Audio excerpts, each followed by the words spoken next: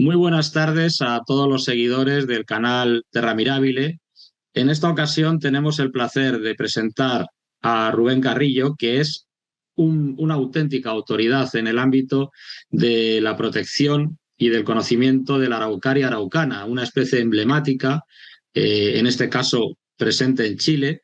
Y como solemos hacer en el canal, para no incurrir en inexactitudes, querido Rubén, preséntate, por favor.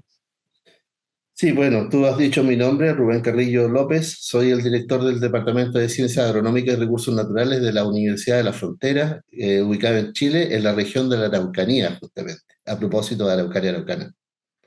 Muy bien. Encantados de tenerte aquí con nosotros y nos gustaría que nos hablaras en primer lugar de esta especie en todos los aspectos, taxonómico, ecológico, en su evolución, qué importancia tiene la araucaria araucana.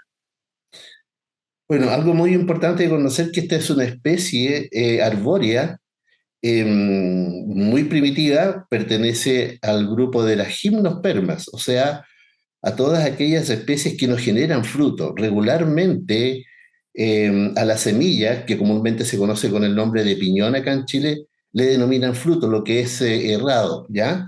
Las gimnospermas son un grupo primitivo fundamentalmente de árboles que aparece digamos, y su apogeo se establece más o menos en la era mesozoica y con un gran apogeo en lo que es el Jurásico. Allí aparecen justamente también estas araucarias. Estamos hablando de sobre 200 millones de años atrás, o sea, aproximadamente incluso hay literatura que posiciona a Araucaria como grupo hace 240 millones de años, cuando la fauna eran dominantes en ese sentido los saurópodos, ¿ya? O sea, los grandes lagartos, estos gigantes lagartos que se conocen con el nombre de dinosaurio.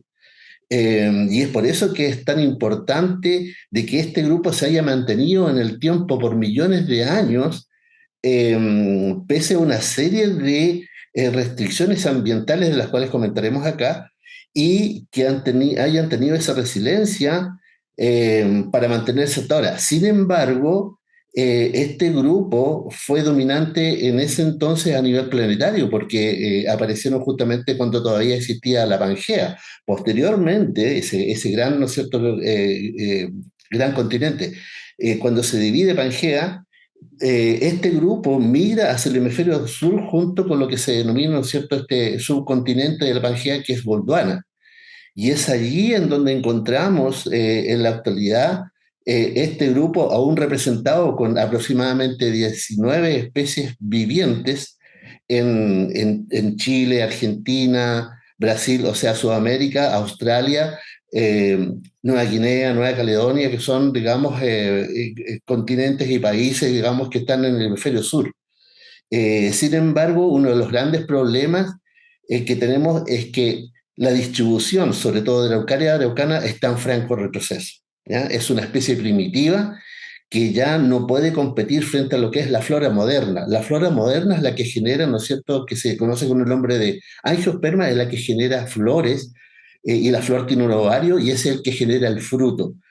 Ese fruto no está presente en las gimnospermas. Y esa es una gran desventaja y una gran ventaja para las angiospermas que les permitió, junto con la flor y el fruto, una gran distribución, una amplia distribución y una gran versatilidad también desde el punto de vista morfoanatómico. ¿Ya? En las angiospermas hay especies herbáceas, arbustivas, arbóreas, lianas, trepadoras, especies epífitas, parásitas, especies acuáticas. Esa flexibilidad no la tienen las gimnospermas, ¿ya?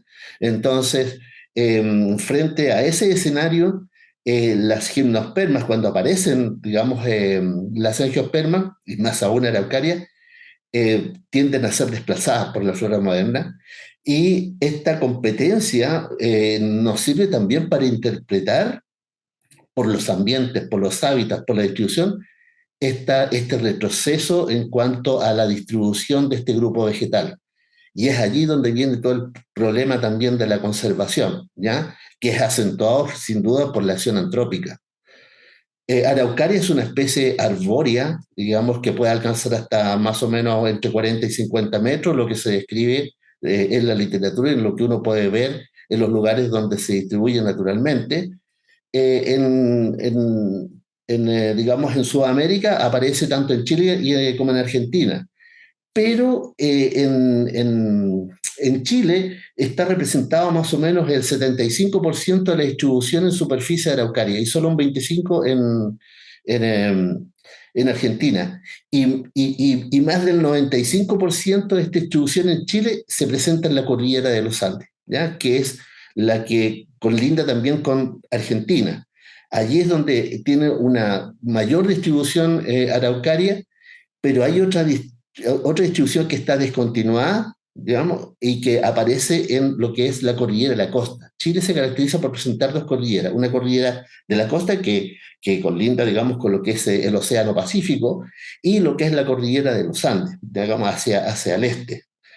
Y un valle central en el cual no se encuentra la distribución de Araucaria. Y en la cordillera de la costa se encuentra dos poblaciones muy pequeñas que también están descontinuadas, ¿ya? Los ecólogos le llaman áreas disyuntas porque no hay flujo génico, y una está ubicada en el Parque Nacional Nahuel Buta y los alrededores. Eso es más o menos una superficie de 6.800 hectáreas, la cual contempla el Parque Nacional Nahuel Buta, y una pequeñísima distribución más al sur, que es la distribución más austral del mundo en la cordillera de la costa de Araucaria Araucana, que corresponde a un área que se conoce con el nombre de Villa Las Araucarias, en donde nuestra institución universitaria, la Universidad de la Frontera, y nosotros como Facultad de Ciencias Agropecuarias y Medio Ambiente, tenemos a cargo un predio, digamos, que se conoce con el nombre de Bien Nacional Protegido, donde estamos trabajando justamente una restauración ecológica con araucarias. ¿Por qué lo menciono? Porque justamente estas poblaciones de la cordillera de la costa son bastante más primitivas y tienen bastante más restricciones ambientales que las que aparecen también en lo que es la cordillera de los Andes, a tal punto que en nuestro grupo de trabajo en la Universidad de la Frontera fue la que reclasificó a Araucaria en peligro para toda su distribución en la cordillera de la costa, o sea, en la cordillera de Nahuel Buta, que se denomina. Y se ha mantenido como vulnerable en la cordillera de los Andes. Eso fue, digamos, establecido así en el año 2008, y en diciembre del año 2018 nosotros establecimos esa condición de conservación de en peligro para lo que es la distribución de la cordillera de la costa. Y aquí, justamente acá, en la distribución, en Villas Las Araucarias, la población existente está en retrogresión.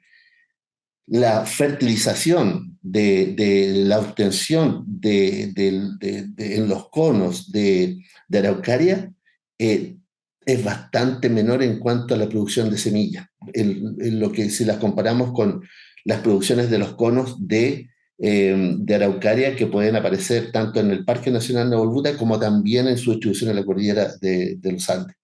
Entonces, Araucaria araucana es una especie, digamos, de gimnosperma que además se caracteriza por ser una especie dioica, o sea, es una especie que presenta individuos machos y individuos hembras, y solo los individuos hembras son los que generan la semilla. Los machos solamente generan los granos del polen.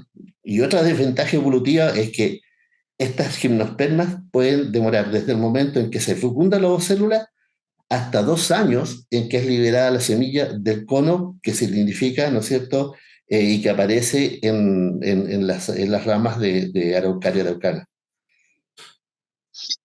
Juan, estamos ante una especie única, es un reflejo de un antiguo linaje que se preserva en determinadas zonas muy concretas y que por lo tanto ya de partida es una especie que tiene esa vulnerabilidad. Pero ahora entramos en un problema añadido, y es el problema que el hombre, el antrópico, el problema del factor antrópico ha intercedido ahí, se ha incorporado como una amenaza.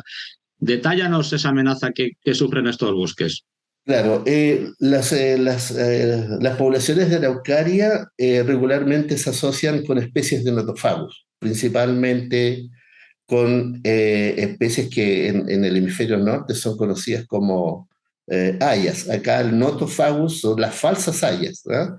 eh, sus ancestros, su relación filogenética no es tan estrecha, digamos, de los notofagus en relación con los fagus, las fagáceas del hemisferio norte.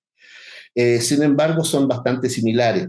Ahora, estas poblaciones de notofagos también forman bosques y también se forman ecosistemas vegetales boscosos en combinación con la presencia de araucaria. Entonces, a menor altura aparece, por ejemplo, araucaria asociado, estamos hablando de ambas cordilleras, como es la distribución, con hasta de los 800 metros, por ejemplo, del metro sobre el nivel del mar, aparece araucaria con notofagus dombelli, que es el coihue.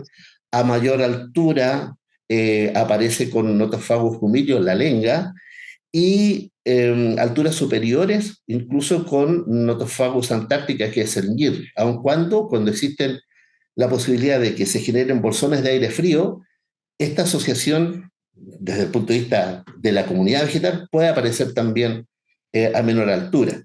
Y es posible también encontrar Araucaria araucana generando eh, bosques, formando el límite del bosque, ¿ya? Como especie dominante.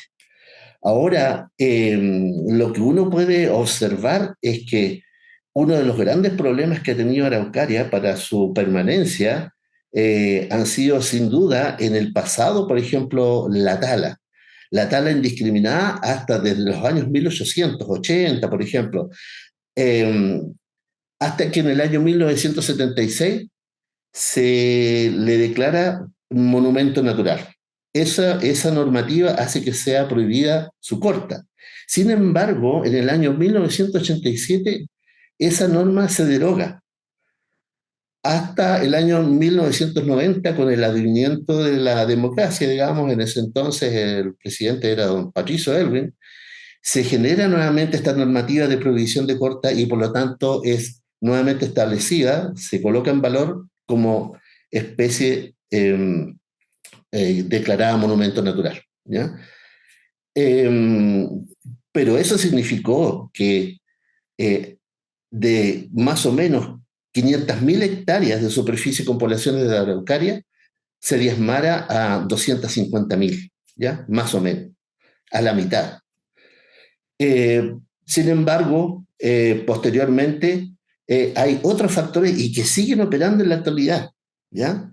La tala ilegal aún sigue, claro que no es tan masiva como se hacía antes, pero también, por ejemplo, la introducción de la ganadería doméstica, ¿ah? La fauna exótica, el ganado vacuno, caprino y vacuno son las que depredan todas las semillas que caen al suelo, sobre todo cuando éstas ingresan a áreas en las cuales se distribuye naturalmente araucaria, e incluso uno los puede ver en áreas de reservas y de parques. También en la cordillera de los Andes está haciendo estrago también el jabalí, que es una especie, digamos, exótica. Pero uno de los grandes impactos han sido los grandes incendios. ¿Ya? Los grandes incendios en el año 2002, por ejemplo, más de 22.000 hectáreas se consumieron en un gran incendio de la Reserva Mayeco, que fue un incendio, digamos, natural. ¿Ya? Sin embargo, no así la acción antrópica es responsable de un gran incendio en la localidad de China Muerta, eh, con 6.600 hectáreas. Allí hay una referencia, digamos, asociada a la incineración de aproximadamente 500.000 individuos de araucaria. Eso para una especie primitiva, como lo hemos relatado acá, es de un gran impacto. Es de un gran impacto. Y este factor ha seguido operando. En el año 2023 tuvimos nuevamente un incendio, no tan grande, pero igual. De hecho, también han habido cortas en el Parque Nacional Nahuel Buta, cuando ya había sido declarada en peligro Araucaria, digamos, por equivocación de unos brigadistas forestales que trabajaban para la Corporación Nacional Forestal, se cortaron 50 individuos. Entonces, esto no es menor. Y a esto también hay que agregar, por ejemplo, el tema del cambio del clima, ¿ya? Lo que ha significado la prolongación en el tiempo de los periodos de sequía, ¿ya? O sea, la prolongación en el tiempo de la sequía estival, debido a que Araucaria se establece en suelos delgados, pobres en nutrientes, ¿ya? De pH ácido, tanto en la cordillera de los Andes como en la cordillera de la costa. Y lamentablemente esta restricción hídrica hace que estas especies vegetales de gran envergadura deban cerrar sus estomas para conservar su equilibrio hídrico. Y eso significa la no realización de fotosíntesis y la no elaboración de hidratos de carbono que van, digamos, claramente a, de alguna manera, a fortalecer membranas y paredes celulares. Y eso genera una vulnerabilidad frente al ataque de hongos y de insectos. No es que los hongos y los insectos que están permanentemente, digamos, en estos ecosistemas sean los que están causando de por sí estos problemas, sino que eso se debe justamente a la vulnerabilidad desde el punto de vista del estrés hídrico. ¿No? Y a lo que nosotros apuntamos ahora es que en el año 2010 el Ministerio de Agricultura, a través de lo que fue, digamos, de lo que es fondos de innovación agraria, el proyecto FIA, se genera un documento en el cual se da a conocer las múltiples eh, prácticas de utilización de la semilla, ¿ya? El único órgano que puede propagar naturalmente esta especie desde el punto de vista de la alimentación. Entonces pasa a ser un producto gourmet. ¿Ya? Y claramente ahí se dispara la curva de colecta. Ha aumentado la población en Chile, como en todas partes del mundo, ha aumentado la población, digamos, que consume esta semilla y no ha aumentado jamás la población de araucaria. ¿Ya? No existe ningún registro científico que nos diga, no, está aumentando la población de araucaria, para nada. Y eso ha hecho de que la extracción sea indiscriminada. ¿Ya? Y eso es un problema y muy importante, porque la capacidad germinativa de esta semilla no supera el 19% en un ambiente natural, e incluso colocada y establecida por mano del hombre, se han comprobado en alguna superficie una germinación incluso inferior al 2%. Y lo que sube considerablemente, por ejemplo, cuando se generan áreas de exclusión y se evita la entrada de organismos animales, e incluso también, ¿no es cierto?, ahí la misma fauna silvestre también se encarga del consumo de estas semillas, ¿eh? Los micromamíferos, los roedores, pero también mucha fauna exótica. Y esa es una restricción aún más a todo lo que nosotros hemos comentado anteriormente respecto de Araucaria, en términos que además hay que considerar el aspecto evolutivo, o sea, es una especie que no puede competir frente a la flora moderna para su restablecimiento. Eso significa, ¿no es cierto?, que si se incinera una superficie con Araucaria, la regeneración es extremadamente lenta desde el punto de los propágulos de aquellas araucarias que puedan quedar con ese potencial de generar semillas. Pero además, ¿no es cierto? Eso desde el punto de vista de la polinización, de la generación de la semilla y su liberación son 2 años. Pero el crecimiento de araucaria que permite la generación de los órganos reproductores eh, toma un tiempo de 24 a 40 años. O sea, después de 24 años, alguna literatura dice 15 años, ya, pero en condiciones ambientales naturales, sobre 20 años, necesita locales para generar los órganos de reproducción. Entonces es otra limitante. Y estas son limitantes verdaderamente serias, porque estamos frente a una especie primitiva cuya área de distribución se restringe cada vez más. ¿Ya? Y lamentablemente, nosotros después de la reclasificación de Araucaria en peligro, en el año 2018 no hemos visto planes reales, digamos desde el punto de vista normativo, de políticas públicas en nuestro país, que vayan derechamente a la restauración de estas poblaciones de araucaria, al rescate, a la complementación, a la ayuda. ¿Ya? Se han hecho algunas iniciativas, pero más que nada como iniciativas mediáticas, comunicacionales, que permiten, ¿no es cierto?, de alguna manera aparecer en imágenes periodísticas, pero después cuando uno va a los lugares donde posiblemente se han realizado estas iniciativas, estas iniciativas son abandonadas. Lo más importante es la perseverancia, algo permanente. Y en ese sentido nosotros lo estamos haciendo, digamos, y lo hemos comprobado, porque si nosotros nos descuidamos porque lo estamos haciendo en el Bien Nacional Protegido de las Araucarias, tiene que ser una dedicación permanente. Y eso significa, ¿no es cierto?, destinar recursos. Quizás los mismos recursos que se emplean en otros ambientes dentro del área naturalística, pero aquí estamos frente a un problema real de una especie que no es solamente patrimonio de todos los chilenos, sino que es patrimonio de toda la humanidad, porque ahí tenemos en esas poblaciones el registro del establecimiento de un grupo de plantas primitivas, ¿no es cierto?, en el ambiente terrestre con crecimiento arbóreo, desde hace más de 240 millones de años hasta ahora. Esa es un poco la idea, digamos. Y hablo como grupo filogenético, ¿ya? Y que se ha mantenido en el tiempo. Y además, Araucaria araucana es la única especie que aparece en bosques templados. Las otras especies de araucarias tienen condiciones ambientales distintas, algo más tropicales, ¿ya? En cambio, Araucaria araucana presenta, digamos, una serie de características y condiciones diferentes. Eh, Regularmente, además, por ejemplo, la generación de semillas hace que los árboles hembras en promedio tengan un crecimiento menor que aquellos árboles que son machos y generan granos de polen, por la cantidad de energía que significa, ¿no es cierto?, la generación de esa semilla, de esos hidratos de carbono, de almidón. Y por lo tanto, posterior a una generación de semillas, tiende a disminuir después en los próximos años la producción de semillas.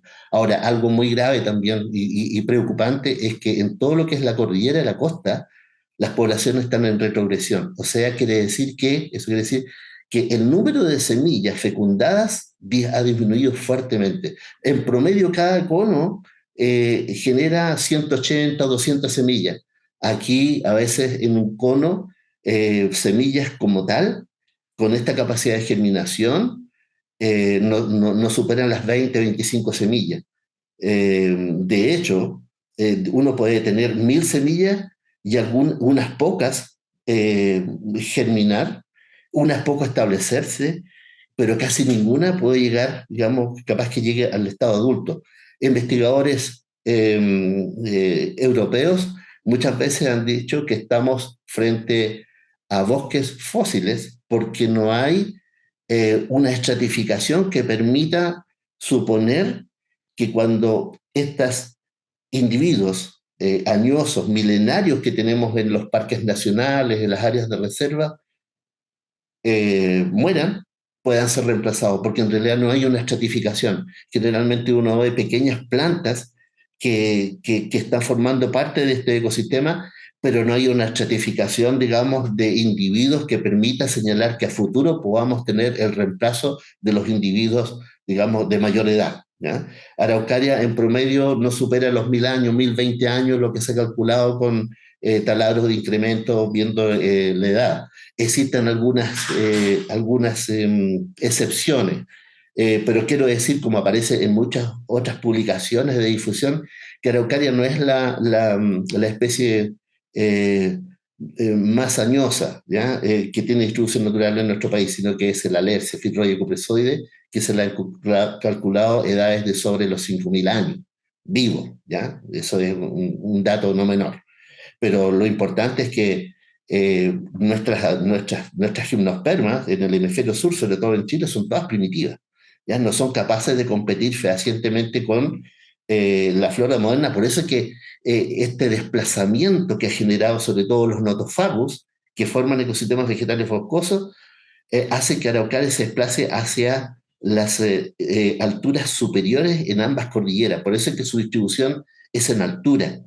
Y uno puede ver que estos ejemplares se establecen en sustratos rocosos con muy poco suelo. Tiene esa adaptación, digamos, de especie primitiva como una capacidad de poder competir, ya desde el punto de vista de su permanencia en el ambiente terrestre. Pues Rubén, impresionante tu conocimiento sobre estas plantas, sobre estos bosques, lo preocupante que es la situación, las amenazas que le acechan, y queríamos cerrar esta pequeña pincelada que espero que a todos los seguidores del canal pues les interese y les haga profundizar más, porque pondremos bibliografía e información añadiendo al vídeo para que puedan profundizar más. Me gustaría, por un lado, que nos dijeras qué mensaje lanzar para la conservación de esta especie y qué acciones se están desarrollando y qué acciones se deberían desarrollar para proteger de manera fehaciente a la araucaria en Chile y, por supuesto, en Argentina y preservar este patrimonio mundial de flora. No, nuestros hermanos argentinos saben bastante más cuidar sus ejemplares de araucario. Ellos tienen, digamos, restricciones respecto de la cosecha de la semilla.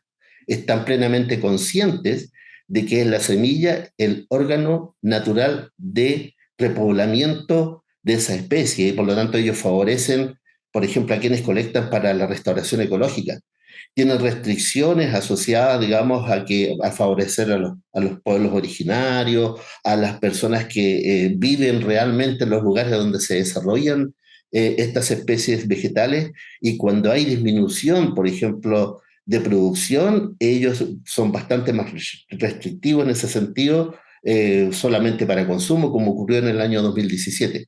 En Chile no tenemos esa normativa porque pensamos que tenemos una gran cantidad de individuos de araucaria, lo que no es tan así, si los comparamos con otras especies a nivel mundial. Mi mensaje es que en nuestro país ojalá se impulsen verdaderamente lo que dicen las políticas públicas cuando una especie es declarada en peligro y también, ¿por qué no decirlo, vulnerable y también, ¿no es cierto?, declarada monumento natural. Al parecer todo queda en el papel y no se ejecuta en la práctica absolutamente nada. Hay iniciativas, digamos, como por ejemplo la que desarrollamos en el Bien Nacional Protegido a las Araucarias, que estamos, de alguna manera, ese es un área que concesiona bienes nacionales a una institución que quiere preocuparse de la conservación y de la protección. Y allí tenemos un bosque caducifolio con ejemplares de araucaria y estamos desarrollando además un proceso de restauración ecológica, en la cual no significa solamente sembrar y plantar araucaria, tenemos que regenerar la comunidad vegetal de la cual forma parte, porque una comunidad vegetal está formada, como lo decía anteriormente, con especies herbáceas, arbustivas, arbóreas, con distintas estratificaciones, con especies, digamos, de plantas epífitas, lianas, ¿no es cierto?, parásitas y qué sé yo. Bueno, lo importante es la comunidad, no solamente favorecer el establecimiento de araucaria por sí sola. Sin embargo, ahí nuevamente tenemos una amenaza, ¿no es cierto? Hay una empresa forestal que son nuestros vecinos, trabajamos tiempo atrás con ellos. Yo me contacté en un seminario con una de esas personas y le dije que por qué ellos habían plantado hasta el mismo límite del cerco con pinos radiata, cuando deberían saber que ese es un área de tremendo valor porque es un área relictual, ¿ya?, como la que le he descrito, y que tiene una gran relevancia no solamente para esa localidad, para la región, para el país, sino que también para la humanidad. Lamentablemente, bueno, al parecer, ¿no es cierto?, la ambición y la codicia pueden más que la conservación de estas áreas. Yo creo que ese el mensaje que yo puedo decir para que las instituciones encargadas de resguardar los recursos naturales boscosos se preocupen de realmente de fiscalizar ese tipo de acciones, ¿no es cierto? Porque ahí lo que necesitamos bajo un escenario de cambio climático, una barrera, ¿no es cierto? Tenemos que pensar en un cortafuego, en un anillo de protección que permita resguardar ese ecosistema, porque no solamente estamos resguardando especies vegetales, de flora y vegetación, estamos resguardando el hábitat para una serie de organismos, digamos, animales, para la fauna silvestre. Y por qué no, ese es un corredor biológico, que significa, ¿no es cierto?, la proliferación de un gran pool génico que puede ser tremendamente importante en otras áreas aledañas para los animales, para la planta y también, por qué no decirlo, para la misma araucaria. Así que el mensaje es de que realmente asumamos de manera consciente, de manera real, lo que dicen las normativas y esto hay que hacerlo con mucha convicción, ¿ya? ese es un trabajo desinteresado el que se hace allí, pero son muy interesantes, ¿ya? Y eso lo está haciendo nuestra institución, que es la Universidad de la Frontera, con mucho esfuerzo, ¿ya? No solamente de recursos humanos, también hay una inversión monetaria, por decirlo de alguna manera, pero que estamos convencidos que como institución universitaria jugamos un rol social y que tenemos que cumplir. ¿Ya? Y eso es lo que, y allí van estudiantes de enseñanza media, de enseñanza universitaria, se hace mucha divulgación también ahí en ese proyecto, hay también, ¿no es cierto?, investigación científica, pero también hay educación ambiental, ¿ya? Y también educación para entender lo que significa la conservación en el ámbito naturalístico. Creo que esos son los desafíos que vamos a mantener como tales y que vamos a seguir colocando siempre en valor. Pues desde Terra Mirabile y espero que también desde parte de todos los seguidores del canal, que esperemos que sean muchos los que conozcan la situación de la Araucaria, queremos agradeceros ese esfuerzo, animaros y dar divulgación para que se conozca todo ese trabajo que nos consta que es muy entusiasta y muy luchador por la especie. Y bueno, pues agradecimiento de la humanidad hacia las personas que quieren conservar su patrimonio natural, frente a la codicia que no quiere pensar en las próximas generaciones para que disfruten de estas maravillosas especies. Con esto cerramos agradeciendo tu tiempo y la labor importantísima que desarrolláis. Nos agradecemos a ti tu buena disposición y voluntad por aparecer en tu canal, que es prestigioso y muy importante. Gracias, de verdad.